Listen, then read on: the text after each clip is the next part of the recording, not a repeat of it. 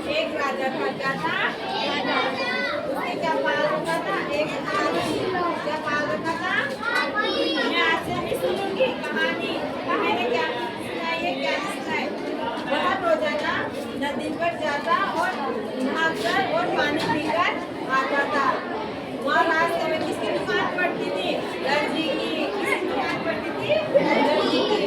तो दर्जी वहाँ हाथी वहाँ से निकलता था तो दर्जी क्या करता था? उसे कुछ ना कुछ खाने को देता था।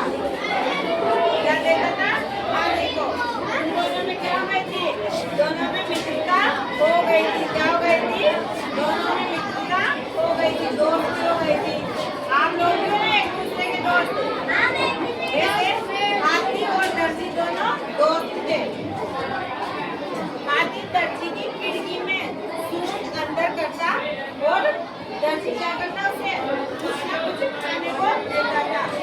एक दिन हाथी अन्य दिनों की तरह नदी में नहाने और पानी पीने जा रहा था।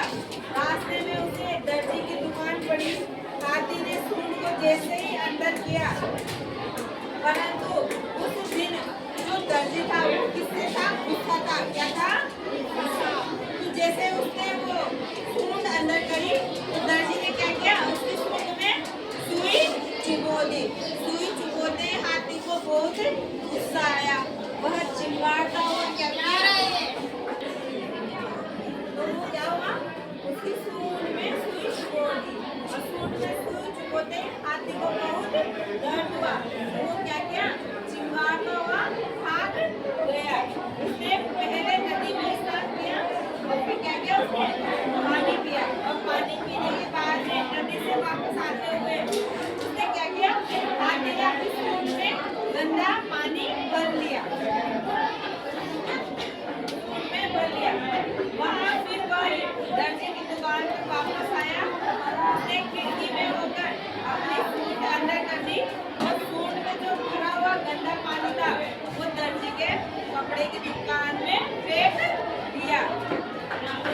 इससे क्या हुआ? दर्जी की दुकान में रखे हुए सिले हुए कपड़े थे वो क्या हो गए? गंदे हो गए। गंदे होने के बाद में वो खराब हो गए और उसके कपड़े सीने की सारी मेहनत बेकार हो गई।